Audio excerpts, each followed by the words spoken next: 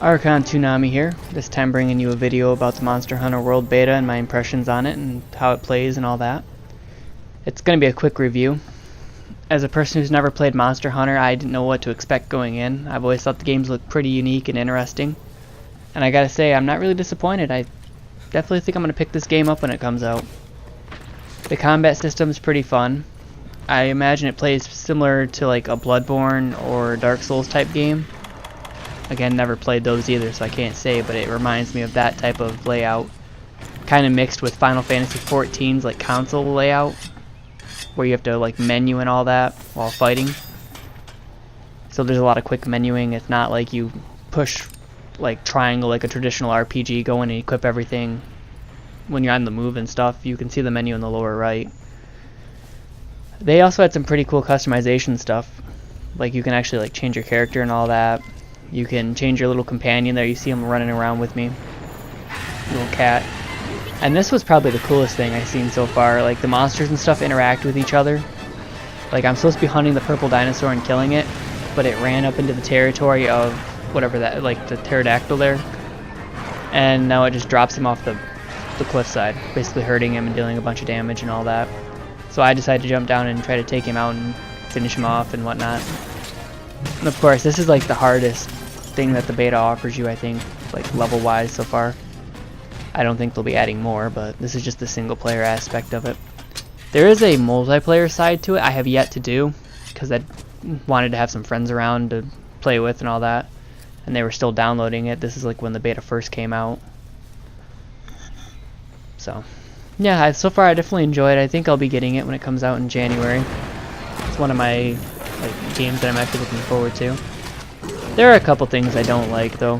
Like I don't like how like when you're swinging your weapon around and stuff, you can actually kind of overshoot enemies, and like you see there, like it just, I'm trying to like get that, which is with circle, and at the same time you have to have your weapon away to do that, and it makes it kind of difficult to remember, you know, to put your weapon away and then push circle to interact with stuff.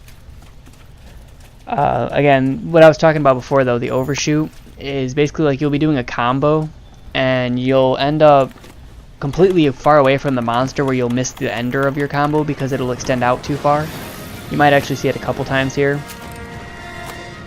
And I definitely think that sucks. I wish that like if you were locked onto it, you should definitely like auto-correct back into the creature that you're fighting.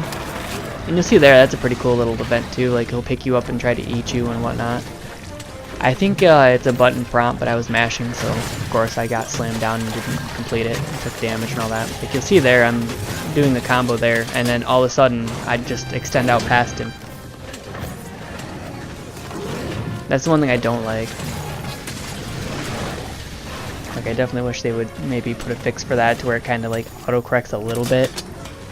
Like if you're completely off base and just swinging for no reason, I'm not saying you should just turn around for no and just hit the monster. You know, you should at least be hitting him already or have a certain number of hits registered, and then it just continues to help you kind of auto assist when it picks that up.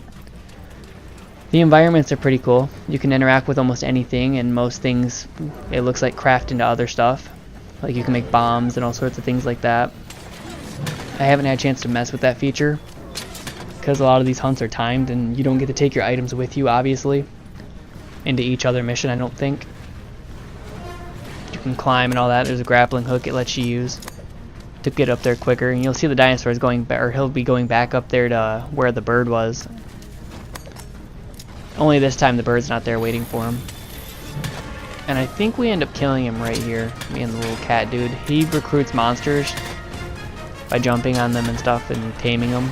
There's a way for the player to do that too, but I've yet to figure out how all it works. And you'll notice like there was gray kind of when I was hitting him there.